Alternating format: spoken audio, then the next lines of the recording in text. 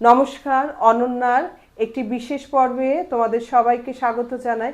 আজকে যার জার্নির কথা আমরা জানবো, তার পেশা নেশা দুই তবলা এবং তার সঙ্গত ছাড়া সঙ্গীত শিল্পীরা কিন্তু অসম্পূর্ণ। তিনি হচ্ছেন Baidyanath Dutta. Welcome to my show sir. Thank you.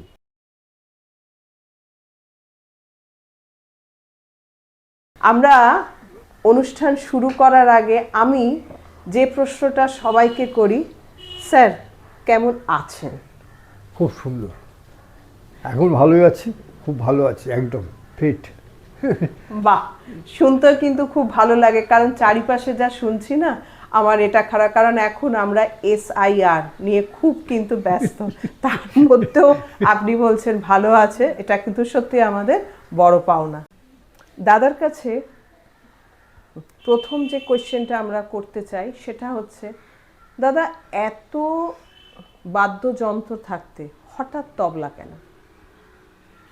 এটা আমার না ছোটোবেলা থেকে অভ্যেস যে একটা কিছু করব তবলা নিয়ে, অন্য কিছু আমার মাথায় আসেনি তখনও। আমি তবলা নিয়ে কিছু করব, বড় বড় শিল্পীদের সাথে বাজাবো, রেডিও করব, টিভিতে বাজাবো, ফিল্মে বাজাবো, এইসব আমার প্রথম থেকে। এবার সেটার জন্য আমাদের বাড়িতে একটা রেডিও ছিল, বুঝছেন। সেই রেডিওটা ওখানে একটা আলো থাকতো, বড় মাটির রেডিও। আচ্ছা, সেই রেডিওতে গান শুনতাম। আমার একটা বাড়িতে বড় চেয়ার ছিল, এখন সেটা নেই। এই বড় চেয়ারের ওপর পা তুলে ওই চেয়ারেতে বাজাতাম। তখন তবলা পড়লো না, তখন ওই কাঠের চেয়ারেতে বাজাতাম। আচ্ছা, সেই বাজাতে বাজাতে গানের সাথে বাজাতাম। মাঝে মাঝে ওই রিদিমগুলো আমার খুব ছোটোবেলা থেকে মুখস্থ, মানে এটা মাথার মধ্যে ঘুরতো রিদিমটা। রিদিম চেঞ্জ, আমি কিন্তু জানতাম না কী বাজাচ্ছি, যেটা বাজিয়ে যেতাম। তারপর একদিন আমাদের পাড়াতে, মানে আমার বাড়ির সামনের বাড়ি, আমার বাড়ি 25, ওদের 27 নম্বর বাড়িতে একটা IPT এর গান হতো। আচ্ছা, সেখানে নির্মলেন্দু চৌধুরী আসতেন এবং হেমাঙ্গ বিশ্বাস আসতেন। তারা ওসব গান IPT এর গান হতো। তা আমি তাদের বাড়ি থেকে শুনতাম আর ওদের চৌকির ওপর বাজাতাম। তো নির্মলদা আমাকে নির্মল চৌধুরী বললেন, এই বৈদ্যনাথ, তুই একটা তবলা কিনে ল। তোর তবলা কিনে, পয়সা কত হবে? বলে তুই মারে কর। আমি মাকে বলি, মা মারবে, পড়াশোনা এখন এসব হবে না। তারপর আমি মাকে বলেছিলাম, মা বলে না না, এখন পড়াশোনা সব হবে না। তাই বললাম, নির্মলদাকে বললাম পরের সপ্তাহে, বললাম ঠিক আছে তুই আরেকবার বল। বললাম আবার। শেষে আমাকে একজোড়া তবলা কিনে দিল। আমার জামাইবাবু, মেজো জামাইবাবু গান বাজনা করতেন আর কি, উনি গান গাইতেন। তা আমি ওনার সঙ্গে গেলাম কৈলাসবাবু স্ট্রিটে, ওনার তবলার দোকান ছিল, সেখানে নিয়ে গিয়ে 18 টাকা জোড়া তবলা কিনেছিলেন। 18 টাকা জোড়া? তো সালটা 18 কত? টাকা। কত সাল? সাল কোন সাল? ধরুন 62 হবে। 62-তে তাহলে একটা তবলার দাম ছিল 18 টাকা জোড়া। 18 টাকা জোড়া, ভাবো। মা দেবেরা বলে, আমি বললাম ঠিক আছে তুমি আমি দাও, আমি রোজগার করে তোমাকে দিয়ে দেবো। আচ্ছা, মা বললো এইসব তবলা ফবলা শিখবে বাড়িতে, কী বলবে দাদারা। বাবা তো ছোটোবেলায় মারা গেছে আমার, তখন 4-5 বছর বয়স। এই যে বাবার সঙ্গে আমার সেরকম ইয়ে হয়নি, মানে মনে নেই। এখনকার 4-5 বছর মানে ভালোই, আর তখনকার 4-5 বছর সব কিছুই যায় না। যাই হোক, তখন আমাকে তবলা কেনার পর জায়বুর সাথে গিয়ে তবলা কিনলাম 18 টাকা জোড়া দিয়ে। তো সেই তবলা বাজাতে বাজাতে এবার আমাকে শিখতে হবে। তো আপনাদের কি বাড়িতে কোনো মানে তবলা মানে কেউ জানতেন যে তার থেকে আপনি ইন্সপায়ার হয়েছিলেন? না, বাড়িতে কেউ জানে, বাড়িতে কেন, আমার ফ্যামিলিতে এবং আত্মীয় স্বজন কেউ গান বাজার ব্যাপারেই নেই।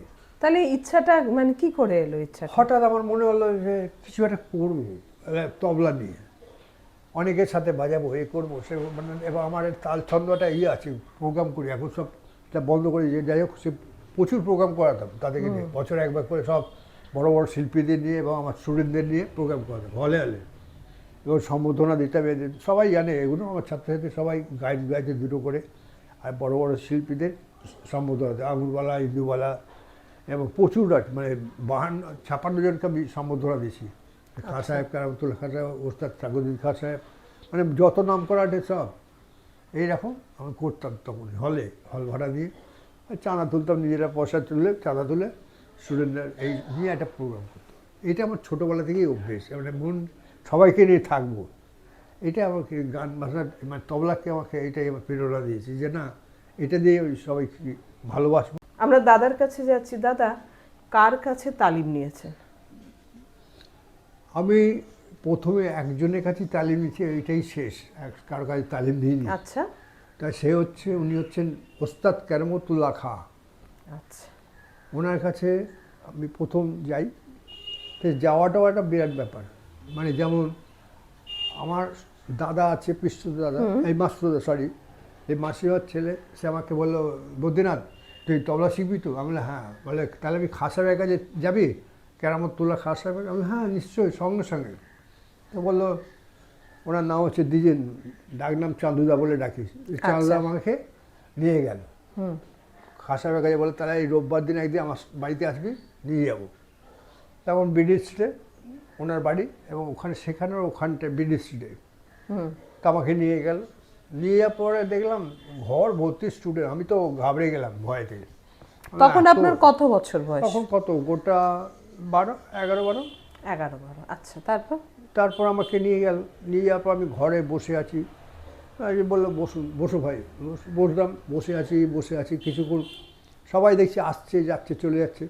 তো অনেক, আমি গেছি 4টে 4:30 নাগাদ, তখন 8টা বাজে রাত্রি। আমি বসে আছি, আমি কোনো কথাই বলছি না, শুনেই যাচ্ছি খালি। একের পর এক সব যাচ্ছে চলে যাচ্ছে। তারপর আমাকে লাস্টে বলছে, আরে তুমি কি শিখবে না কি গো, বসে আছো তুমি? খাঁ সাহেব জিজ্ঞেস করছে। আচ্ছা। বললাম আমি শিখবো বলে এসেছি, যদি শেখান তাহলে আমি শিখবো। বলছে আচ্ছা আচ্ছা ঠিক আছে, এদিকে এসো বলে ডেকেছে সামনে। তা আমি গেলাম, সামনে বসেছি। দুজোড়া তবলা আছে, সামনে একটা, পিছনে একটা, খাঁ সাহেবের কাছে একটা, আর একজন শিখছে তার কাছে একটা। তাহলে বাজাও তুমি একটু।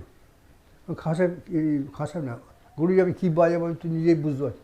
তুমি যা জানো বাজাও, যেটা খুশি। আচ্ছা।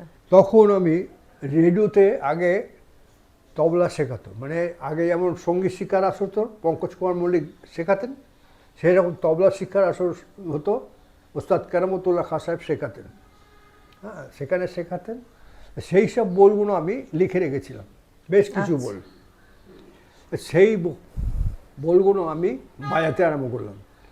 তখন আমাকে সব শোনার পর টেহাই দিয়ে যখন শেষ করেছি, তখন আমাকে এরকম কাঠটা ধরে না এরকম টেনেছে সামনে। আমি ভয় পেয়ে গেছি, থমকে গেছি। ওরম কেন মানে টেনেছে? ভালো লেগেছে ওনার, ভালো লেগে বোধ আছে পিঠে ঘাবড়াচ্ছে। আমি তো ঘাবড়ে গেছি। বলে বেটা খুব ভালো হয়েছে, এই উমা এইদিকে শোনো, বলরাম এদিকে শোনো। আমি বলরাম বলতে আমি বুঝতে পারছি কে। দেখি উমাদি, মানে উমাদি হচ্ছে ক্লাসিক্যাল আর্টিস্ট, ওই ঘরে পাশে ঘরে শেখায়। আর ওখানে বলরাম পাঠক সেতার শেখায়। তিনজনে এলো। এই স্কুলটার নাম হচ্ছে কলাকার। আচ্ছা, কোথায় স্কুলটা? কোথায়? বিডন স্ট্রিটে। বিডন স্ট্রিটে। আচ্ছা, তারপর কি হলো? ওখানে আমাকে তারপর বলে শোনো শোনো কি বাজাচ্ছে শোনো। ওরা তিনজনে শুনলো। বলে বাবা এত দারুণ বাজছে, খাঁ সাহেব একে রেখে দিন একদম। আমি তো ঘাবড়ে গেছি, রেখে দিন কি আটকে রেখে দিন। তখন মানে এখনকার মতো তো সেই ছেলে না, সেই তখনকার এসব ছিল, ভাবছি আটকে রাখবে নাকি। যাই হোক, খাঁ সাহেব আমাকে একটা বললো ঠিক আছে।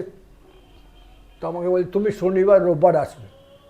আমি 2 দিন তো আমি শিখতে পারবো না। বলে কেন? বলে আমি অত টাকা তো আমি দিতে পারবো। বলে আমি তো তোমার টাকার কথা বলিনি। তাই? হ্যাঁ, আমি তো তোমার টাকার কথা বলেছি। না, টাকা বলেনি। তাহলে তো আমার তো গুরু দক্ষিণা দেবে, তোমাকে কিচ্ছু দিতে হবে না। আমি না, তাহলে আমি শিখবো না। সে কি, লোকে শেখার জন্য পাগল হয়ে তুমি শিখবে নাকি? আমি তো বললাম না তাহলে আমি শিখবো না। তাহলে আমাদের বলে চলো বাড়ি চলে যাবো, ওটা শিখবো না। বলছে কি, দাঁড়া কী বলছে। তারপর উমা দিকে বলো, এই উমা দেখো তোকে কী করা যায়। কী করা যাবে, আমি কী করবো। ও ঘরে নিয়ে গেল। উমাদের শেষে একটা আমাকে লিখলো 15 টাকা তবলা শেখার জন্য দিতে। 15 টাকা তবলা শেখার জন্য? তখন 15 টাকা আমার কাছে বিরাট ব্যাপার। আমি তো 15 টাকা কোথায় পাবো? তো সেটা মানে সালটা কত? ওই তো 62? ওই 62, হ্যাঁ 3 হবে। 23 হবে। আচ্ছা, 62-63 এরকম হবে। আচ্ছা। তো যাই হোক, আমি তখন কী করলাম যে খাঁ সাহেবের কাছে শিখবো। তাও বিল দিল, সেই কিন্তু টাকা নিয়ে আসে। পরের সপ্তাহ দিয়ে যাবো। বললাম কী বলবো, আমি তো বলতে পারছি না কী। খাঁ সাহেব ওই বললো ঠিক আছে আমি পরের সপ্তাহে দিয়ে যাবো। বললাম না কোনো অসুবিধা তো। তাই সেদিনকে একটা বললো, আমি চলে এলাম। চলে আসার পরে একদিন আমাকে খাঁ সাহেব বললো যে তুমি শনিবারও আসবে। আমি শনিবার তো আমার স্কুল আছে, ফিরতে ফিরতে আবার স্কুল থেকে এসে খেয়ে দিয়ে আবার দৌড়ে তখন আবার কি, আমি হেঁটে হেঁটে যেতাম।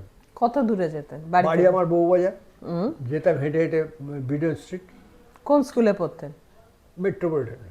আচ্ছা। না না, মেট্রোপলিটনে বাড়িতে এসে খাওয়া দাওয়া করে বিকেলবেলা যাবো হ্যাঁ স্কুলে। হ্যাঁ হ্যাঁ। তো ওই স্কুলে ওখান থেকে বাড়ি থেকে হেঁটে হেঁটে বিডিও স্ট্রিট যেতাম, হেঁটে হেঁটে আসতাম।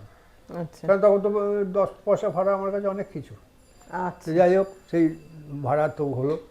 তারপরে আমি পয়সাটা কী করে দেবো, 15 টাকা আমার সেইটাই ঢুকে গেছে, 15 টাকা দেবো করতে, মাকে বলি তো আবার ভুগতে আরম্ভ করে দেবে। তা আমি কী করলাম, তখন 58 করে পয়সা দিত জল খাওয়া, এই টিফিনে একটা হাঁড়ি কিনলাম, সেই পয়সা জমা হাঁড়ি দেখেছেন? হ্যাঁ, আমার কাছে হ্যাঁ, হ্যাঁ, মুন্ডুটা ছিল, কিছুদিন আগে ভেঙে গেছে মুন্ডুটা। একটা মুন্ডু কিনেছিলাম, তাদের রোজ 58 করে ফেলতাম। 15 টাকা হয়ে গেলে ব্যাস তখন দিতাম। এই করে করে আমি তবলা শিখতে আরম্ভ করলাম খাঁচাইয়ের কাছে। তাহলে আপনি তাহলে 58 পয়সা কেন দিত বাড়ি থেকে, কেন 58 পয়সা? ওই জল খাওয়ার জন্য আমাকে দিত। তা আপনি মানে জল খাবার না খেয়ে খেয়ে টাকাটা না, জমাতেন? বাড়িতে এসে ভাত খেতাম। আচ্ছা, তারপর? তারপর আমাকে একদিন বললো, তুমি একটা কাজ করো, আমার সঙ্গে তুমি একদিকে যাবে। বেশ কিছুদিন হয়ে যাবে, বছর 2 পরে আমাকে বলে, আমি যাবো।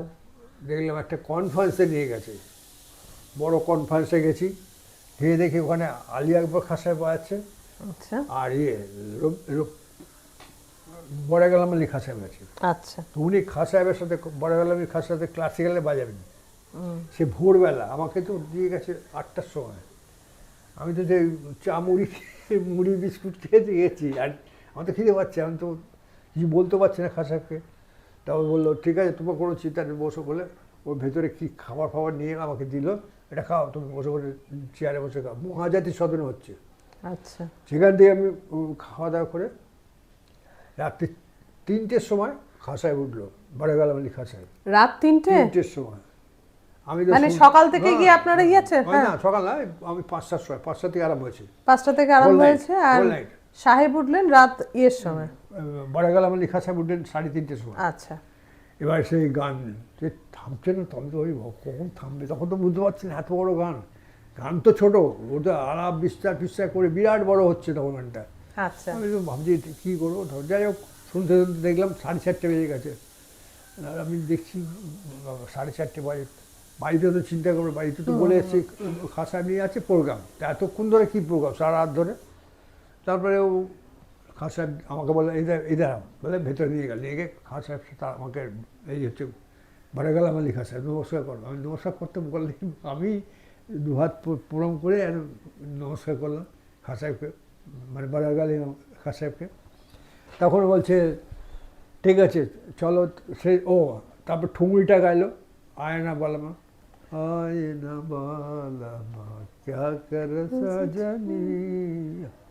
এই গান শোনার পরে তারপর থেকে খাঁ সাহেব আমাকে প্রায় নিয়ে যেত ফাংশন, মানে আচ্ছা। বড় বড় ফাংশনে আমাকে নিয়ে যেত। হলো ইয়ার পরে এবার আমি খাঁ সাহেবকে বলিনি, একটা রেডিওয়ে আমি একটা অডিশন দিয়েছি। আচ্ছা। খাঁ সাহেবকে তো বলতে হবে যে খাঁ সাহেব আমি একটা অডিশন, আমি ভয়তে বলিনি, ভয়ের জন্য। যদি বলে এই এখন অডিশন কি না, এখন শেখো, যদি বলে আমার দূর, ও যা বলে পরে। আমি রেডিওতে ক্যাজুয়াল ডিউটি দিতে, জান তো, মানে ক্যাজুয়াল মানে তখন ওই মানে যারা রেগুলার ডিউটি তাদের বলে পার্মানেন্ট আর্টিস্ট, আর যারা এমনি সপ্তাহে 3 দিন ডিউটি করলো, মাসে 4 দিন করলো, 6 দিন করলো, আচ্ছা আচ্ছা। তো সেখানে আমাকে একদিন ডিউটি দিল, 14 দিনের ডিউটি। 14 দিনের 14 ডিউটি। দিন। আচ্ছা। আর পার ডে আমি পেতাম 14 টাকা করে। 14 টাকা, মানে যেদিন যেদিন কাজ করতেন সেদিন সেদিন 14 দিন করেছি, 14 টাকা করে পার ডে। আচ্ছা। এবারে বাজাচ্ছি, রোজই বাজাচ্ছি, তো সবার সাথে বাজাতে হবে, মানে রবীন্দ্রসঙ্গীত আধুনিক যা হবে, গিটার হোক যা হোক। ওই সকাল 8টায় যেতাম, আর 2টো পর্যন্ত ডিউটি, 8টা থেকে 2টো পর্যন্ত যতক্ষণ আর্টিস্ট যাবে। আমাকে 4 জনের সাথে বাজাতে হতো, 2 জনের সাথে, আবার 6 জনের সাথে, কোনো ঠিক নেই। যাই হোক বাজাচ্ছি। একদিন একটা ভদ্রলোক, ওই ভদ্রমহিলা ফোক গাইছিল, আচ্ছা। তো আমি খুব জমিয়ে বাজাচ্ছিলাম। তারপর দেখি কি খাঁ সাহেব আসছে এরকম করে, খাঁ সাহেব আমার পেছনে হেলান দিয়ে এরকম করে আসছে। আমি না, এই কাঁচ থাকে তো, এরকম কাঁচ দিয়ে দেখি না, আমি থেমে গেছি, রেকর্ডিং চলছে তখন। খাঁ সাহেব দেখি না, খাঁ সাহেব দেখি এরকম ঘুরে রেডিও স্টুডিওর মধ্যে ঢুকেছে। বলে থামলে কেন?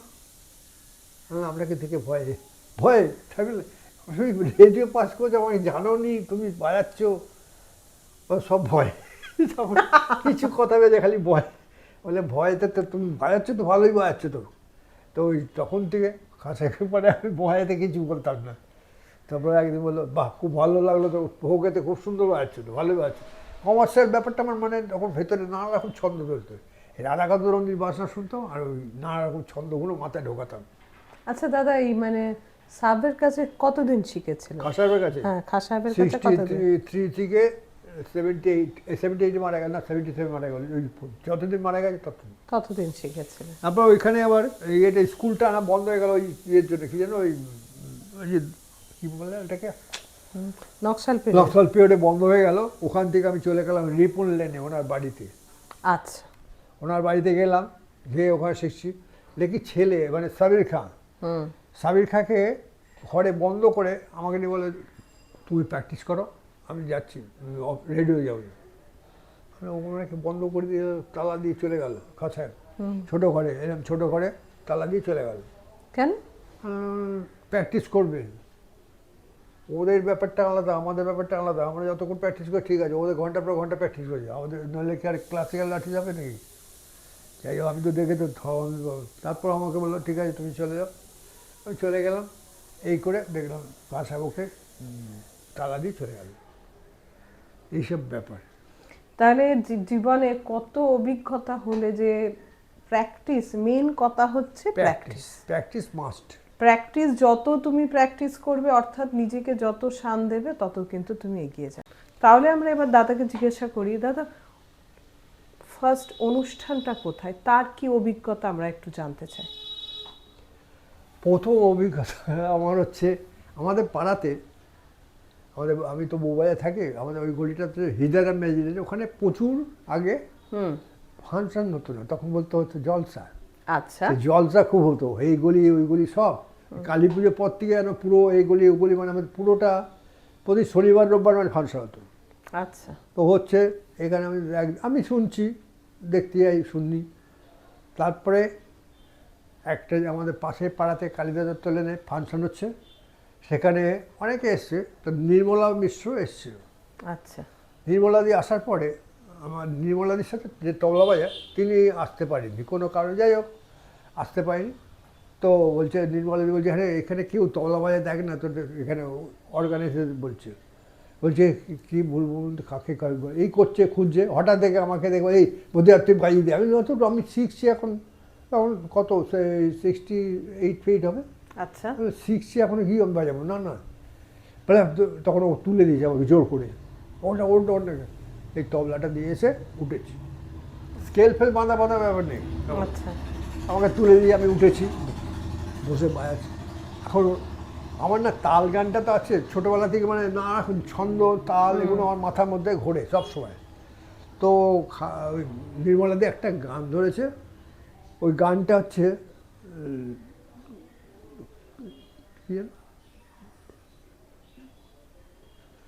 ওই কাকঠোকরা পাখি মান করো না, শোনো কথা, আবেশে মুখ রেখে পিয়াল গুনে বলি, যাই হোক কথাটা হচ্ছে মনে পড়ছে ঠিক। ওই গানটা গাওয়াতে আমি ওই ছন্দ করে করে বাজাচ্ছি, জমে গেছে, ভাষা হাততালি পড়েছে খুব। তা আমি তখন আরও গান হলো হওয়ার বাজার পরে আমি উঠে পড়েছি, আমি ওঠা মানে কি হারমোনিয়ামে উঠে পড়েছি, মানে শেষ হলে আমি বাঁচি মানে এরম আর কি, উঠে পড়েছি। এই মধ্যে শোন বলে ডেকে আমি নিচে নামলাম, নিচে নামার কিছু না বলে আমাকে ডাকলো এদিকে আয় বলে, কী এটা বার করলো ব্যাগ থেকে, দিয়ে আমাকে পকেটে ঢুকিয়ে দিল, এটা ডাক মিষ্টি খাবি। আমি কি এটা মানে তাহলে কি দাদা এটা কি আপনার ফার্স্ট রোজগার? ফার্স্ট রোজগার 5 টাকা। আচ্ছা। আর পরে বাড়ি খুলে দেখি 5 টাকা একটা নোট আমাকে দিয়ে, সেই টাকাটা কিন্তু এখনো আছে জানেন তো।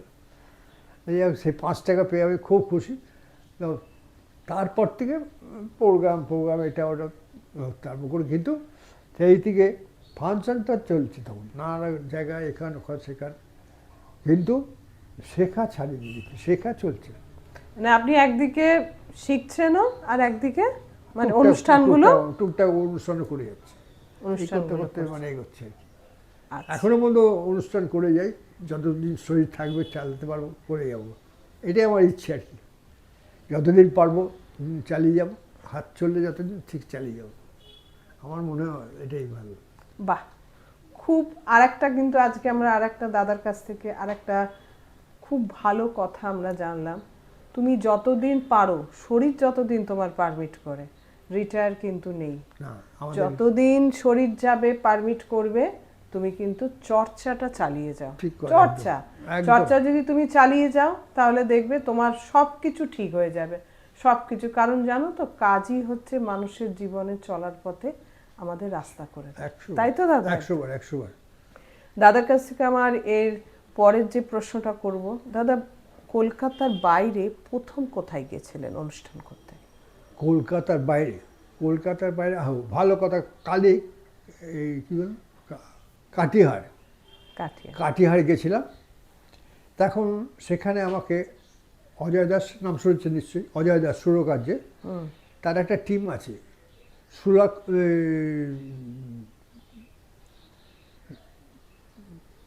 ওনার টিমটার যাই হোক, অজয় দাসের সাথে গেছি। আমাকে মঞ্জু ব্যানার্জি ওখানে গাইছিল, মঞ্জু বন্দ্যোপাধ্যায় একজন artist, radio artist, A grade artist. ও আমাকে বলে, বুদ্ধিরাজ তুই অজয়দার সাথে দেখা করতে একটু দরকার আছে, অজয়দা কাউকে তবলা প্লেয়ার খুঁজছে। তো আমি অজয়দার কাছে গেছি। অজয় বলে, তুমি তবলা বাজাও নাকি? আমি জানতাম, তুমি বাজাও, শুনি পারবে তো? আমি হ্যাঁ পারবো। সুকান্ত আলোক্য গীতি, সুকান্ত আলোক্য গীতি ওনার একটা গ্রুপ আছে, সেই গ্রুপে অনেকেই আছে, শিবাজি চট্টোপাধ্যায় ছিল, তারপর ইয়ে আমাদের ইয়ে করে কি মানে অনেক শম্ভু ভট্টাচার্য ছিল, আচ্ছা। তারপরে ললিতা ধর চৌধুরী ছিল, এবং আরো অনেকে ছিলেন, অনেকে আচ্ছা। ছিল, নামি নামি আর্টিস্ট সব ছিল। আচ্ছা, তারপর কি হলো? এবারে আমরা গেলাম কাটিহার। কাটিহারে কি করে গেলাম সেটাও একটা বিরাট ব্যাপার।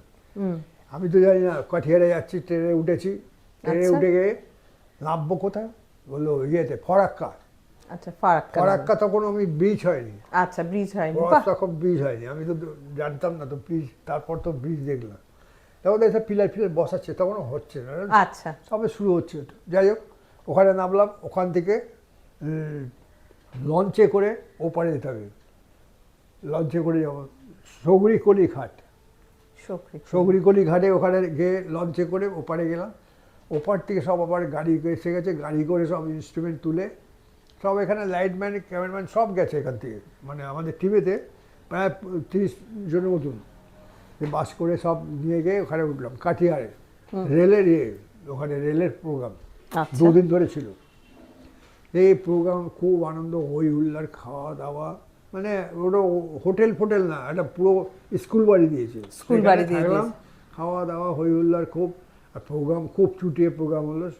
সেই থেকে আমার সঙ্গে অজয় দাসের দরম হয়ে গেল। আচ্ছা। অজয় দাস জানতো আমি বাজাতাম, কিন্তু এই যে এত ফাংশন বা এটা ওটা করতে এত ভালো বাজায় জানেন। যাই হোক, সেই থেকে আমার সব অজয় দাস আলাপ। তারপরে অজয় দাস নানা প্রোগ্রাম, ফাংশন, এটা ওটা সব রেকর্ডিং, সেই ফাংশন। তারপরে ওই ফাংশানে আমরা এই সমু ভট্টাচার্য একটা আমাকে জিনিস বললো, এই দেখো বদ্রীনাথ, আমার কিন্তু এই রানার সঙ্গে তুমি একটা ইয়ে বাজাবে, কারা টাকা টাকা টাকা টাকা টাকা টাকা, মানে ওই টাইপে একটা স্টেপিংয়ে আওয়াজ করবে। হ্যাঁ ঠিক আছে, দেখে দেখে করতে হবে আমাকে, দেখে দেখে স্টেপিংগুলো দেখে দেখে করবে। আমি ঠিক আছে, সেটাই করলাম। বলে বাহ, খুব ভালো হয়েছে বদ্রীনাথ। আর আমি তো বুঝতে পারিনি হবে, তুমি এই বছর ভালোই পাচ্ছ তো। বললে যাই হোক, খুব সবাই তো ভালো বললো। তারপর আমার খুব খুশি লাগলো, ভালো লাগলো। তারপরে এখান থেকে ফিরলাম, ফেরার পরে সব যে যাচ্ছে তার আবার আবার ফাংশন বা এটা ওটা করছি। তখন থেকে আমার ফার্স্ট প্রোগ্রাম এইটাই আমার।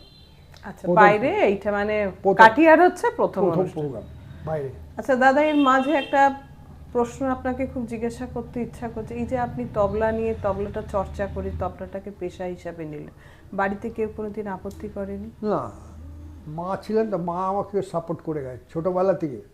ওই তবলা কিনে দেওয়ার পরে আমার মাকে যে সাপোর্ট করে, ও সেটা আমি বলতে বলে গেছি। আমি তো ওই ফাংশন করছি, এটা ওটা করছি, তখন টিউশনই করতাম, মানে তবলার টিউশনই সবে শুরু করেছি। তখন আমি 15 টাকা একটা মাইনে পেতাম, একটা ছাত্রকে বাড়ি থেকে শেখাতাম, 15 টাকা পেতাম। তখন আমি মাকে একটা আন্নিক করতে জানতো, আগেকার আন্নিক করতো মায়েরা, সেই মানে গুরু থাকতো, গুরু আন্নিক করতো, আন্নিক করার একটা কাপড় কিনেছে, সেই গরদের কাপড়, তখন 25 টাকার দাম। তখন মাকে সেইটা দিয়েছিলাম। আমি বলেছিলাম তোমাকে একটা জিনিস দেবো বলে, মা বলে এসব আবার কিনতে গেলি কেন? না, বলেছি যখন দেবো। যাই হোক, মা আমাকে খুব, মানে মা ছাড়া নইলে আমার কিছু হতো না, মাই সব। তাহলে মানে ভালোবাসা, ফ্যামিলি প্রেরণা থেকে পুরো সাপোর্ট আপনি পেয়েছেন, বাড়িতে এইটা চর্চা না থাকা সত্ত্বেও পেয়েছি। পুরো একদম পুরো চর্চা পেয়েছেন। সাপোর্টটা খুব ভালো পেয়েছি সবার কাছে। যাই হোক, এই পর রাত্রিবেলা ফাংশন করে ফিরছি, মা দেখি জানলার উপরে বসে আছে। আমার একটা কুকুর ছিল, সে ঘৌ ঘৌ করতো না, ঘৌ আওয়াজ পেয়ে নেমে তার মা চাবি দিয়ে খুলতো দরজা নিচে এসে। আচ্ছা, মা হচ্ছে মানে আমার সবসময় থাকতো। মাথা এই হলো আমার বাড়ির ব্যাপার। তখন তো একান্নবর্তী প্রচুর লোক বাড়িতে, বৌদিরা এরা সব, দাদা দিদি বৌদিরা সব তো ঘরভর্তি লোক। তখন আমার বাড়িতে কত প্রায় প্রায় 30 জনের মতো কম করে, 30 জন লোক থাকতো একটা দাদা বাড়িতে? বৌদি ভাইজি ও তা সব তো নিয়ে, মাস্টার দাদা মাস্টার দিদি এসব থাকতো। তো তখন ওইসবগুলো নিয়ে টোটাল তার থেকে ওই কোনো আমাকে কেউ বাধা দেয়নি যে তবলা শিখিস না বা বাজাবি না, ওসব কেউ বলেনি। বাজাচ্ছে, দেখছে ভালো বাজাচ্ছে, লোকে ডাকছে, সুখ্যাতি করছে। যাই হোক, দেখছে না, রোজই আসে, ডাকতে আসে, নিশ্চয় নাম জানে, তো সেই থেকে তবলা চলছে। আচ্ছা দাদা, আপনি তো বললেন যে আপনি থাকতেন বউবাজার অঞ্চলে। তো এখনো আছি বউবাজারে। এখনো বউবাজার এখনো আছে। তো বউবাজার অঞ্চলে তো শুনেছি অনেক নামী নামি দামি বিখ্যাত শিল্পীরা থাকতেন। তো তাদের সাথে কি আপনার যোগাযোগ হয়েছে, বা তাদের সাথে কিছু অভিজ্ঞতা যদি আমরা জানতে পারি? হ্যাঁ, ওখানে তো অনেক ছিল, জ্ঞানবাবু, জ্ঞানপ্রকাশ ঘোষ জ্ঞানপ্রকাশ আমাদের ওখানেই ঘোষ। থাকতেন। হ্যাঁ, তারপর ওইখানে বাড়িটা উনি নীলরতন হসপিটালে দান করেছেন, ওই ছাত্ররা মানে স্টুডেন্ট আর কি, ডাক্তারি যারা পড়ে তারা কী বলে আবাসন করে দিয়েছে, আচ্ছা ওখানে থাকে। তারপর আমাদের ওখানে রাইচাঁদ বড়াল, ধুরিচাঁদ বড়াল, ওখানে আচ্ছা। বড় বড় ইয়ে। এবারে এখানে আমাদের বালসারাবাবু থাকেন, ভি বালসারা, বিবাল সারা থাকতেন। ভি বালসারা থাকতেন। কিন্তু আমার বালসারাবাবুর সাথে খুব বাজাবার ইচ্ছে। আচ্ছা, তো কিন্তু বাজিয়েছেন? হ্যাঁ, বাজাবো তো বটেই, বাজাবো, ইচ্ছে যখন করেছি বাজাবোই। তো কি করে যোগাযোগ যেটা করলেন? কিরম বলে জানতো, আমি গেছি তোমার মালদায় গেছি, আচ্ছা। মালদায় গেছি বাজাতে। সেখানে ছিল আর্টিস্ট, ছিল আমার শকুন্তলা বড়ুয়া, অজয় দাস, আচ্ছা। Cinema artist Shakuntala Barua. আর ওদিকে এসে মানবেন্দ্র মুখোপাধ্যায়, ভি বালসারা, তারপর বনশ্রী সেনগুপ্ত, আরও সব আর্টিস্ট গেছে।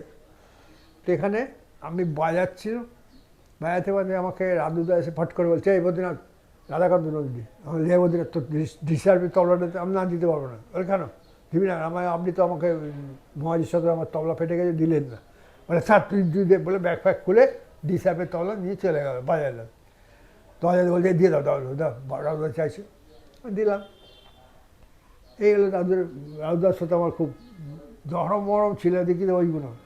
যাই হোক, তারপরে বালসাবাবু ওখানে বাজাতে কাছে শুনেছেন, দেখ কী আছে শুনুন।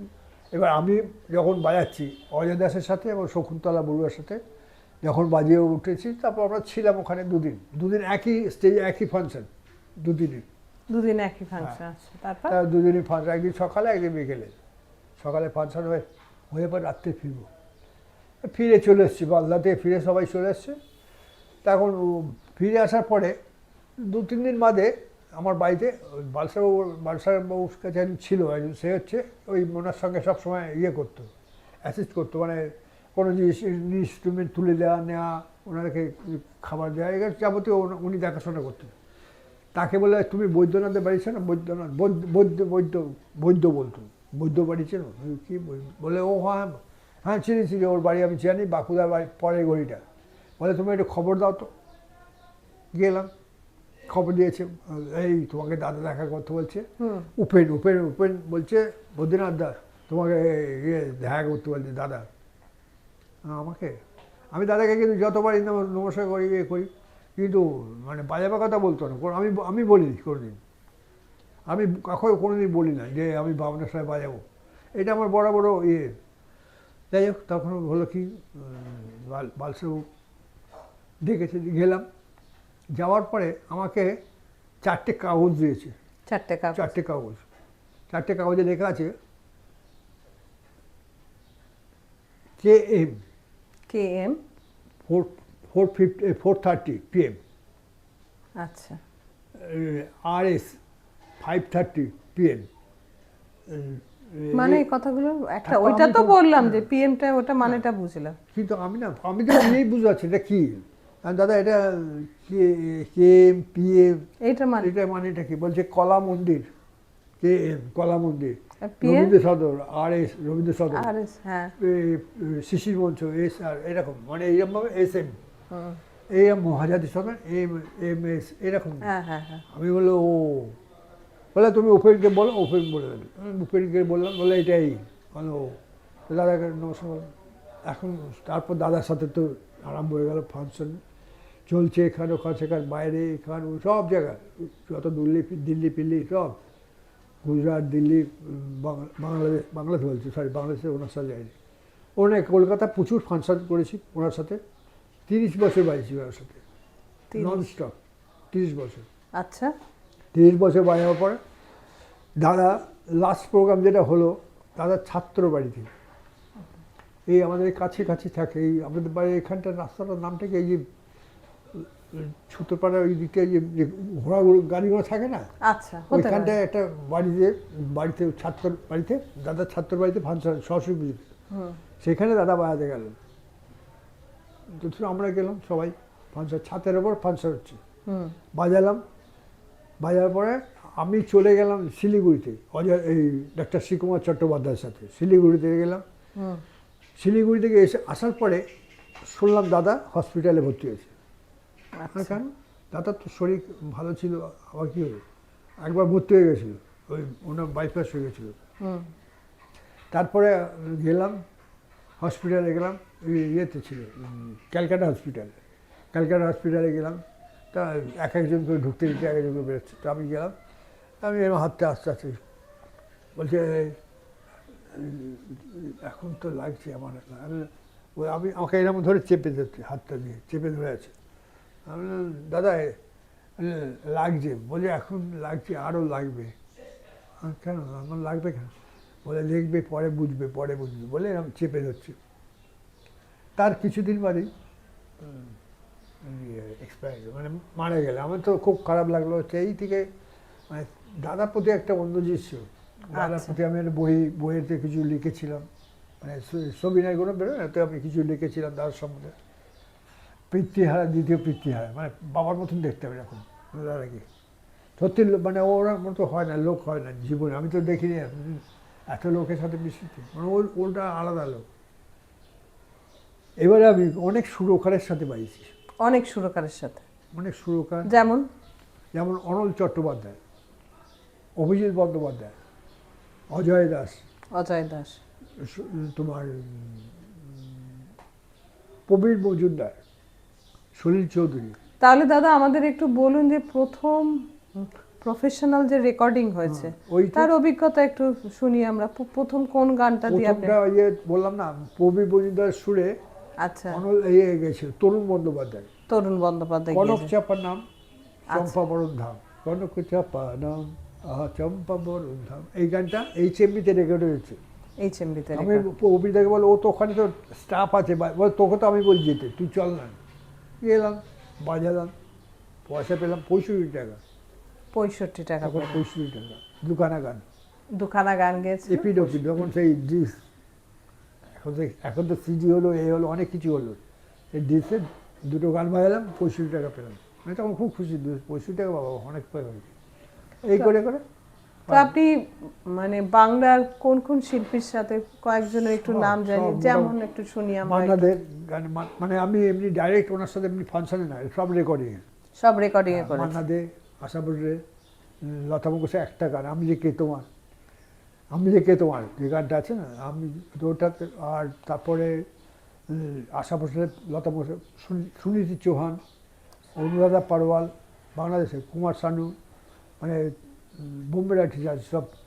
তারপরে উদিত নারায়ণ, তারপরে এখানে সন্ধ্যা মুখার্জি, আরতি মুখার্জি, নির্মলা মিশ্র, তারপর তরুণ বন্দ্যোপাধ্যায়, দ্বিজেনদা, সবারই মানে মোটামুটি এখানে বাজি। খালি মানবদার গানে বাজাতে পারিনি, মানে হয়নি, সৌভাগ্য হয়নি, মানবেন্দ্র মুখোপাধ্যায় আচ্ছা কোনো গানে দিয়ে বাজাতে পারিনি। যাই হোক, এরা বলেছিলাম মানবদার, স্যার কিচ্ছু হবে না, চল বলেছ। খুব আগেকার লোকগুলো অন্যরকম ছিল, একটা টাইপ। হাসি আর কি গল্প এইসব নিয়ে বেঁচে থাকতো। তখন ওইগুলোই ওদের বিরাট। আচ্ছা, দাদার কাছে আমরা এবার জানতে চাইছি যে দাদার যেহেতু পেশাও তবলা, তাই তো? না, তো এটাতে গেলে আপনার যা রোজগার হয় তাতে আপনার সব কিছু ভালোভাবে চলে যায়? আশা করি চলছে, যখন চলে যাবে, চলছে এখনই যাক। চলে যাবে। এতদিন চালিয়ে এলাম যখন, নিশ্চয়ই চলে যাবে। তাহলে এখন তো এই জেনারেশনে হ্যাঁ। তাহলে তবলায় আসছে না কেন, কি হবে কারণে? না, হবে না, কেননা এখন শেখার কারো আগ্রহ নেই। আগে যখন শেখাতাম ঘর ভর্তি স্টুডেন্ট, আপনি কি বলবেন, ঘরে বসতে দিতাম না, দুদিন ধরে ক্লাস করতাম, একদিনের জায়গায় দুদিন করতাম। এখন ঘরে ফাঁকা, তো সে স্টুডেন্টরা কী বলবে এখন, এখন সেই সব টিভিতে, তারপরে সব সারেগামাপা গান পান এসব হয় না, তারা সব শুনে শুনে এখন গান তুলছে। ক্যাসেট বেরিয়েছে, ক্যাসেট তোমার টিভি, মোবাইলে, ইউটিউবে সব পেয়ে যাচ্ছে, ওই শুনে শুনে তুলছে। কিন্তু শুনে কি আর শেখা যায়? শুনে কি আর শেখা যায়? যতই যাক আপনাকে শিখতে হবে, না শিখলে কিন্তু কিচ্ছু হবে না, কোনো দিনও হবে না। শিখতেও হবে, আর যে কোনো জিনিসকে রেয়াজ, প্র্যাকটিস করতে রেয়াজ, হবে। একদম রেয়াজ মাস্ট, একদম। যে কোনো গান বলুন, ইনস্ট্রুমেন্ট বলুন, যে কোনো জিনিস আপনাকে রেয়াজ করতেই হবে। রেয়াজ ছাড়া আপনি সেটা কোনোদিন এগিয়ে চলবে যেতে না, পারবেন। কোনোদিন চলবে না। তাহলে বর্তমানে যারা এই তবলাতে, যারা তবলাটাকে ভালোবেসে যারা এই পেশায় আসতে যাও, তাদের জন্য কিন্তু দাদা একটা দুর্দান্ত কথা বলেছেন, সেটা হচ্ছে প্র্যাকটিস। প্র্যাকটিস করলেই, চর্চার মধ্যে থাকলেই তুমি কিন্তু সেই জায়গাটায় পৌঁছাতে পারবে। দাদার কাছে আমরা এবার নেক্সট প্রশ্নতে যাচ্ছি। দাদা, আপনি কোথায় শেখান? কোনো স্কুলে কি এরম করে মানে যুক্ত আছেন? হ্যাঁ, একটা আমি স্কুলের সাথে যুক্ত আছি, আজকে না, এটা প্রায় অনেক বছর হয়ে গেল, প্রায় 40-45 বছর হয়ে গেল। 45 বছর ধরে? তাহলে কোথায় সেটা হচ্ছে বাণীচক্র। বাণীচক্র, সেটা সাউথ। কোথায়? আমি এখন সাউথে আছি, সাউথে দেশপ্রিয় পার্কের কাছে, মেন অফিস। দেশপ্রিয় পার্কের কাছে মেন অফিস। ওখানে 12টা, ওদের 8টা ব্রাঞ্চ আছে। আচ্ছা। ব্রাঞ্চে নিয়ে সব, তখন যখন ঢুকেছিলাম তখনই প্রায় ধরুন 11 থেকে 12 হাজার স্টুডেন্ট ছিল, 11 থেকে 12 আছে। সব নিয়ে 8টা ব্রাঞ্চ নিয়ে। আচ্ছা। আর সব নামি নামি টিচার, যত নামি নামি সুরকার, গীতিকার, মানে সব সুরকার, গাইয়ে বাজবে সব থাকতো ওখানে, কোনো আর্টিস্ট বাদ যায়নি। সে মানবেন্দ্র ফানবেন্দ্র, তারপর নচিকেতা ঘোষ, সুনীল দাশগুপ্ত, অজয় দাস, অভিজিৎ বন্দ্যোপাধ্যায়, অনল চট্টোপাধ্যায়, প্রবীণ মজুমদার, আরও কত আর্টিস্ট ওখানে এসে, অধীর বাগচি, হ্যান ত্যান, সব যত আর্টিস্ট আছে শেখাতো। এবং ইনস্ট্রুমেন্টাল সব, পরিমল দাশগুপ্ত, পরিমল ড্যান্সার, পরিমল ভট্টাচার্য, অনেক, মানে এগুলো এমন হয় সুনীলদার ভাই পরিমলদার ওই পিওনে শেখাতো। ওখানে এখনও ইনস্ট্রুমেন্ট শেখানো হয়, সব কিছু শেখানো হয়। আচ্ছা। সেখানে আমি যুক্ত হয়েছিলাম কীরমভাবে সেটা বলছি আপনাকে। আমি গেছি ওই 70-69 সালে, 70-69 সাল। সালে এরকম আচ্ছা। হবে। আমাকে আমার পাড়ায় থাকে ওই মঞ্জু বন্দ্যোপাধ্যায়, বলছিলাম না, মঞ্জু বন্দ্যোপাধ্যায়ের হাজব্যান্ড ওখানে শেখায় গান, রবীন্দ্রসঙ্গীত গান শেখায়। ওর নাম হচ্ছে চন্দ্রকান্ত নন্দী, চন্দ্রকান্ত শীল। আচ্ছা। চন্দ্রকান্ত শীল আমাকে একদিন বললো, বদ্রীনাথ তুই আমার ক্লাসে একটু বাজাবি? আমি কোথায়? বাণীচক্র। আমি যাবো। তখন সেই ঢুকলাম প্রথম। ঢোকার পরে আমি বাজাচ্ছি, দেখি ও কিছুদিন বাদে আমাকে পাশে ঘর থেকে ওখানে যে স্টাফ থাকে না, তাকে বলছে আজ পাশে ঘরে কে তবলা বাজছে না? আমি ডাকতো সেটাকে, কে? বলছে বদ্রীনাথ দা। বলে ডাকতো, সে হচ্ছে প্রবীর মজুমদার। আচ্ছা। প্রবীরদা আমাকে ডাকলো, হুম। প্রবীরদার ক্লাসে বাজাতো। হুম। সেই ক্লাসে বাজাতাম, প্রবীরদার সাথে ফাংশন, প্রবীরদার স্বামী সত্যেন্দ্র উনি গুরু, সেখানে ফাংশন, বাইরে গেলাম ওনার সাথে, নানা রকম, মানে ওনার সঙ্গে অ্যাড হয়ে গেলাম, প্রবীর মজুমদার। এবার প্রবীরদাকে যে বললো, অনলদা বলছে এত ভালো তবলা প্লেয়ার জানে প্রবীর, তোর ক্লাসে কে বাজে? তখন অনলদা বললো, প্রবীরদা বললো আমার সঙ্গে বদ্রীনাথ বাজে, বললো আমাকে পাঠিয়ে বাজ। সেই থেকে অনলদা, এইভাবে ওখানে জটিলদা, অনলদা, প্রবীরদা, অধীর বাগচি, সব মানে একটার পর একটা ক্লাসিক্যাল থেকে সব, বাবুলাল ঘটক, মানে যত শিল্পী মোটামুটি তখন অ্যাকম্পানি করতাম, গানের সাথে অ্যাকম্পানি করতাম। আমি 83 থেকে এখন তবলা শেখানোর কাজ করি। 83 থেকে তবলা এখনো? এখনো। কবে শেখান? কোন দিন? শনিবার শেখাই। কটা থেকে? 5টা থেকে রাত্রি 8টা, 8:30, 9টা, যখন। 5টা থেকে রাত্রির 8টা, 8:30। যদি কেউ তবলা শিখতে চাও, বাণীচক্রে যোগাযোগ করতে পারো। আর দাদা তো ব্যক্তিগতভাবেও শেখাও, কিন্তু স্কুল মারফত যদি কেউ শিখতে চাও, বাণীচক্রের সাথে যোগাযোগ করতে পারো। দাদা শনিবার থাকেন 5টা থেকে 8:30 অবধি। আচ্ছা, দাদার কাছে আর একটা প্রশ্ন আমি খুব জানতে ইচ্ছা করছে। দাদা, এখন তো হামেশাই দেখা যাচ্ছে বা হামেশাই শিল্পীরা বলছেন যে তারা অনুষ্ঠান করতে যাচ্ছেন কিন্তু তাদের প্রাপ্য টাকাটা তাদেরকে দেওয়া হচ্ছে না, এটা এই ঘটনাটা কি সত্যি? আপনার হ্যাঁ। সাথে কি এরকম ঘটনাটা ঘটেছে? হ্যাঁ, ঘটেছে, এরকম 2-3 বার ঘটেছে। আচ্ছা, সেখানে গিয়ে আপনি অনুষ্ঠান সেখানে করতে গেছেন? হ্যাঁ, অনুষ্ঠান করেছি, করার পরে বসে আছে, যার সাথে গেছি সেও বসে আছে, আমরা বসে আছি, কিন্তু আসল লোকটা পালিয়ে গেছে, যে আমাদের নিয়ে গেছে? নিয়ে গেছে সেই লোকটাকে খুঁজে পাওয়া যাচ্ছে না। আচ্ছা। খোঁজ খোঁজ খোঁজ খুঁজে পাওয়া যাচ্ছে না। এই থেকে তারপর ওরা সেই কেউ আর আমাদের পয়সা কড়ির কথা কিছু বলছে না, পয়সা কড়ি কথা? এদিক ওদিক ঘুরে যাচ্ছে। আমরা জিজ্ঞেস করি উনি কোথায়, উনি বলে ও আসছে আসছে আসছে করে সারাদিন কাটিয়ে দিল। তারপর আমরা চলে এলাম ফিট বাধ্য হয়ে, গাড়ি ভাড়া এবং নিজেদের সব কিছু আমাদের গেছে। মানে এরম অভিজ্ঞতা হয়েছে যে অনুষ্ঠান করতে গেছেন যে সে টাকা দেয়নি, পুরো গাড়ি ভাড়া থেকে যাবতীয় যা সবকিছু আপনাকে দিতে হয়েছে? অনেকবার হয়েছে এরকম। তাহলে এখান থেকে কিন্তু আমরা আরো একটা কথা দাদার কাছে, সত্যি যেটা একদম সত্য কথা, যে সব জায়গায় কিন্তু শিল্পীরা তার প্রাপ্য টাকা অনেক সময় কিন্তু পাচ্ছে না, এটা একদম খাঁটি কথা শোনাচ্ছে। দাদা, আপনি তো এক্ষুনি বললেন যে আপনি অনেক সেলিব্রিটি আর্টিস্টদের সাথে আপনি বাজিয়েছেন, তো তাদের সাথে অনুষ্ঠান করার অভিজ্ঞতা কি রকম? আমি অনেক বড় বড় আর্টিস্টের সাথে বাজিয়েছি, যেমন? ঠিক কথা, যেমন ধরুন ভিভাল সারা, ও তোমার বনশ্রী সেনগুপ্ত, আচ্ছা, জটিলেশ্বর মুখোপাধ্যায়, জটিলেশ্বর মুখোপাধ্যায়, তারপর ঠিক। অধীর বাগচি, অধীর বাগচি, শ্রীকুমার চট্টোপাধ্যায়, ডাক্তার শ্রীকুমার চ্যাটার্জি, ডাক্তার রবীন্দ্রসঙ্গীত। হ্যাঁ। তারপরে এরা প্রচুর, আমাদের আঙুরবালা ইন্দুবালা, আঙ্গুরবালা ইন্দুবালা এই আমার লাইফে প্রথম বাজিয়েছিলাম। ওনার সাথে আমার বিরাট একটা বেশ, বাড়িতে আমার মানে যাওয়া আসা মানে হয়ে গেছিল, মানে ওনার সঙ্গে তখন ফাংশনেই বাজাতাম। আচ্ছা, আঙ্গুরবালা। আঙুরবালা ইন্দুবালা, এটা আমার মানে বলতে ভুলে গেছি। আঙুরবালা ইন্দুবালার সাথে যখন বাজিয়েছিলাম, উনি বাড়িতে আমাকে নিয়ে গেল, বাড়িতে নিয়ে গিয়ে আমাকে বলছে তুই আমার সাথে বাজাবি। আমি বাজাবি, আপনার সাথে এইসব খাঁ সাহেব বাজাতে বলে, খাঁ সাহেব চার, তুই তো খাঁ সাহেব বাবা। আমার রসিকতা করতো, আগেকার দিনের লোক তো একটু রসিকতা। তো একদিন একটা প্রোগ্রামে গেছি, ফার্স্ট আলাপটা কীভাবে হলো আমি সেটা বলি। আঙুরবালা ইন্দুবালার সাথে একটা প্রোগ্রাম হচ্ছে, সেটা হচ্ছে রবীন্দ্র মহাজাতির সদনে। আচ্ছা। অজয় দাস, আঙুরবালা, ইন্দুবালা আর হচ্ছে মুখার্জি, আর চারজনকে সম্বর্ধনা দেবে অর্গানাইজার। সেই সম্বর্ধনা ওরা চারজনে গাইবে। তখন আমি গেছি অজয় দাসের সাথে, তখন আঙুরবালা ইন্দুবালা আমি চিনি না, জানি না, আমার সাথে পরিচয় নেই। তা আমি বাজাচ্ছি, অজয়দের সাথে বাজাবার পরে আমাকে আঙুরবালা ডাকছে, শোন শোন, তোর নাম কী রে? আমি বললাম বদ্রীনাথ দত্ত।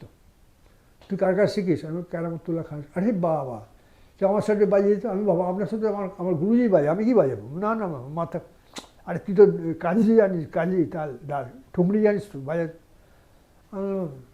গিয়ে বসলাম, বাজালাম, বাজাচ্ছে তো উমা দেখি কি মানে কন্টিনিউ গেয়ে যাচ্ছে, থামছে না। যে 5 মিনিটের গানটা, যে গানটা সেটা 45 মিনিট হয়ে গেছে।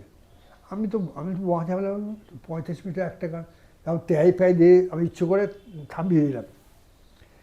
তুই থামালি কেন? আমি কতক্ষণ গাইবেন একটা গান? হাসছে।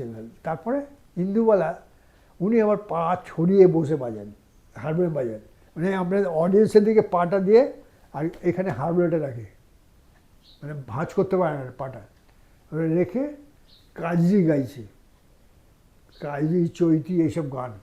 আমি কাজী গান তো শুনেছি, কি বলছে আধ্যা জানিস তো? আধ্যা বাজালাম। সে খুব খুশি হয়ে একটা গালে হামি খেয়েছে। আমার তখন একটা পাঞ্জাবি, বুঝলেন তো, সাদা পাঞ্জাবি, আর হামি খাওয়ার পরে পান খেয়েছি তো, এখানে রসন পাঞ্জাবিটা গেছে। আমি এবার কী হলো? হ্যাঁ, কিচ্ছু হয়নি, আমি তোকে করে দেবো, একটা কিনে দেবো। এটা হয়ে গেল। এই থেকে আমার সঙ্গে আঙুরবালা ইন্দুবালা আলাপ, ফাংশনে প্রচুর বাজ। তা ওনাকে সম্বোধনা দিয়েছে, দিয়ে অনেক কিছু, মানে যাই হোক, এই থেকে আমার সব ওনার বাড়িতে যেতাম, আঙুরবালার বাড়িতে। আঙুরবালার সব বেশি মানে মানে আলাপটা বেশি ঘনিষ্ঠতা হয়েছিল। তো ওর ছেলে ছিল, পালিত ছেলে, ওনাদের ছেলে ফেলে ছিল না। এই ছেলে আমাকে হিংসে করতো। মা গোল্ড লিস্ট পেয়েছে HMB থেকে, সেটা আমাকে হাতে দিয়ে দেখাচ্ছে, ওটা মানে ওর হিংসে সব, যদি বদ্রীনাথকে দিয়ে দেয়। অনেক রকম ছেলে তো, পালিত ছেলে আর কি। তো যাই হোক, ওদের ছেলে মেয়ে মানে ওই পালিতকে নিয়ে একজন বয়স্ক। তা আমি বললাম ঠিক আছে। সেই থেকে আমার সাথে আলাপ, মারা যাওয়া পর্যন্ত আমি আমার নেমন্তন্ন করে আমি যাইনি, ওই ছেলের জন্য যাইনি।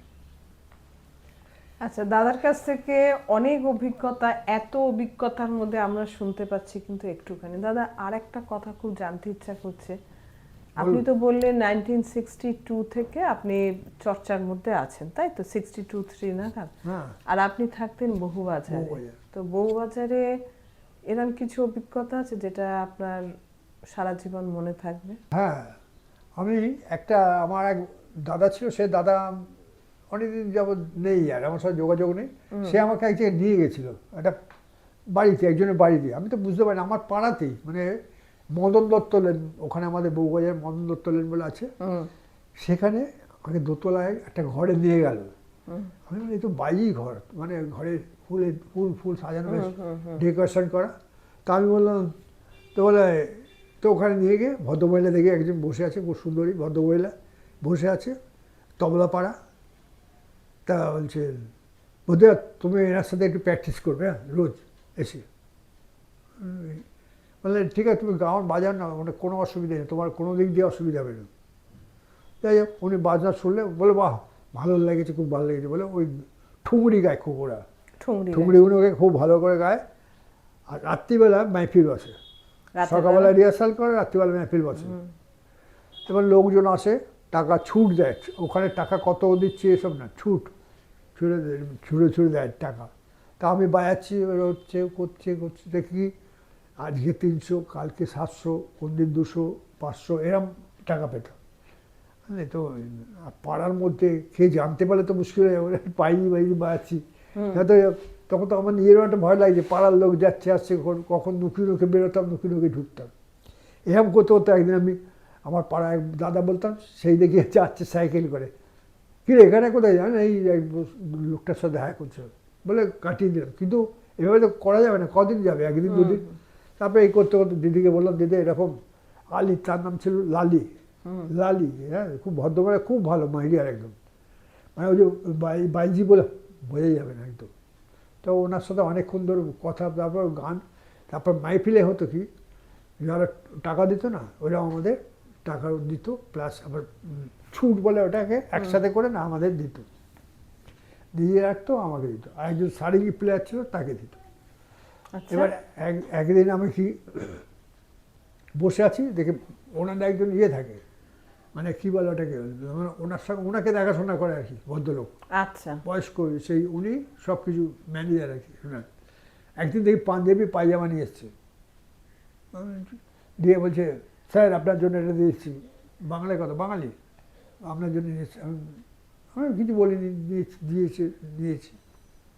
তারপরে গান হলো, গান হওয়ার পর খুব হই হুল্লোড় হচ্ছে। কী ব্যাপার, নিচে দেখি মারামারি হচ্ছে, কী ব্যাপার, সোডার বোতল ফুটো, তখন সব সোডার বোতল ছুটতো। এবারে ওখান থেকে ওপারে তো আবার ক্রস কটে, রে দরকার নেই ভাই, রাত্রিবেলায় ফেরার ঝামেলা। তারপর থেকে দিদিকে বললাম, দিদি আমি, বলে আপনার কোনো অসুবিধা নেই, আমি লোক দিয়ে পাঠিয়ে দেবো। আমি, বাবা আমার দরকার নেই, আমি বাড়িতে জানতে পারলে আমাকে একা লুকিয়ে লুকিয়ে আসছি, রাত্রে 11টা বেজে যাচ্ছি রোজ, 10:30 11, কোথায় যাস জিজ্ঞেস করেছে একদিন। প্রোগ্রাম থাকে, এটা রোজই প্রোগ্রাম থাকে, তা টাকা কোথায়, টাকা দেখাতে পারছো, ওই টাকাটা দেখাতে পারবো না, সেও তো মুশকিল হবে। যাই হোক, এই করে করে ছেড়ে দিলাম। ভদ্রটা খুব ভালো ছিল, আর নিজের দাদার মতো আমাকে বলতো, মানে এই করতো, খুব শ্রদ্ধা করতো। তাহলে আজকে দাদার কাছ থেকে একটা কথা জানলাম, যে এই যে বলে না বহুবাজারে বাইজি নাচ হতো, বাইজি গান গাইতো, তাহলে কিন্তু এই ঠিক 60, 62, 63, 64 নাগাদ এটা কিন্তু বউবাজার অঞ্চলে এরকম কিন্তু বাইজি বাড়ি অনেক ছিল, শুধু একটা না, অনেকগুলো বাড়ি ছিল, যেখানের সাথে কিন্তু একটা বাড়ির সাথে দাদা যুক্ত ছিলেন। দাদার কাছে আজকে লাস্ট প্রশ্ন, তো একদম অনুষ্ঠানের শেষের দিকে চলে এসেছি। দাদা, শেষ প্রশ্ন জিজ্ঞাসা করছি, আগামী প্রজন্ম যারা এই পেশাতে আসতে চায় তাদেরকে কি বলবেন? তারা কিভাবে এই পেশাতে এলে তারা উন্নতি করতে পারবে? আমরা যদি একটু কোনো একটা যদি সাজেশন পাই, তাহলে তো আগামী প্রজন্মের জন্য খুব ভালো হবে। আমি একটা কথাই বলবো, গুরু চাই, গুরু চাই, নাহলে হবে না। যে কোনো সাবজেক্ট, আধুনিক, এই তোমার গান হোক, নাচ হোক, তবলা হোক, গিটার হোক, যে কোনো ইনস্ট্রুমেন্ট বা গান, ভোকাল, আপনাকে গুরু ধরে শিখতে হবে। আর এটাকে রেয়াজ, মানে আমাদের রেয়াজ যেটাকে বলা হয় প্র্যাকটিস। প্র্যাকটিস আপনাকে মাস যতদিন বেড়ে যাবে প্র্যাকটিস করে যান। প্র্যাকটিস হলে আপনার হাত অটোমেটিক চলবে, যে কোনো জিনিস গলা চলবে, হাত চলবে, মানে গান হলে গান, হাত হলে হাত, যে কোনো জিনিস আপনাকে প্র্যাকটিস ছাড়া হবে না, কোনো উপায় নেই। আপনি ওই শুনে শিখে হলে হবে না, ওটার সাময়িক। এত এত তাল আছে আপনি জানেন না, রবীন্দ্রনাথের এমন তাল আছে অনেকেই জানে না। রবীন্দ্রনাথের সৃষ্টি করেছে কতগুলো তাল, সেগুলো অনেকেই বাজাতে পারে না, জানে না। আমি বলবো কেন, এগুলো আমি শুনেছি, মানে ফাংশন দেখছি, শুনছি, অনেকেই জানে না এইসব তালগুলোর নামই জানে না হয়তো। যেমন রূপকরা নাম বলেকে নবপঞ্চতাল, এসব কোনো নামই শুনিনি হয়তো অনেকে। যাই হোক, এরকম প্রচুর তাল আছে এবং শিখতে হবে, এবং গুরুর কাছে শিখতে হবে। নইলে কিন্তু ওই শুনে শিখে কোনো কাজ হবে না। ওই দুদিনের জন্য কাজ হবে, ভালোবাসবে, বাড়িতে বলবে বাহ ভালো বাজিয়েছি শুনেছি, কিন্তু ওইটা তো ভালোবাসা ওই সেইটুকু সময়, বাকি সময় কী হবে? বাকি সময় আপনাকে করতেই হবে, শিখতেই হবে, এবং মানে প্র্যাকটিস করে যেতে হবে। নাহলে কিন্তু এটা আমি বলছি যে এটা কোনো কাজ হবে না, না রেয়াজ করলে কোনো কাজ। আর গুরুর বিদ্যা একদম মাস্ট, একদম গুরু কাজ শিখে আপনি এবার যেখানে খুশি বাজান, প্র্যাকটিস করতে হবে, এবং গুরু বিদ্যা একদম। তাহলে আমরা দাদার কাছ থেকে জেনে নিলাম যে প্র্যাকটিস হচ্ছে মাস্ট, এবং তোমাকে যদি এই লাইনে আসতে হয় একটা, তাহলে কিন্তু একজন গুরু তোমাকে থাকতে হবে, যে তোমার গডফাদার যেটাকে আমাদের বলে, যে তোমার তার হাতটা তোমার মাথার উপর রাখবে। তাহলে আমার ভিডিওটা আজকে এই অবধি। ভিডিওটা কেমন লাগলো অবশ্যই জানাবে। যদি ভিডিওটা ভালো লাগে তাহলে প্লিজ লাইক, শেয়ার, কমেন্ট করো, এবং আমার চ্যানেলটিকে সাবস্ক্রাইব করো। তাহলে দাদা অনেক শুভেচ্ছা আপনার সময় দেওয়ার জন্য, ভালো থাকবেন। আজকে এই অবধি, নমস্কার।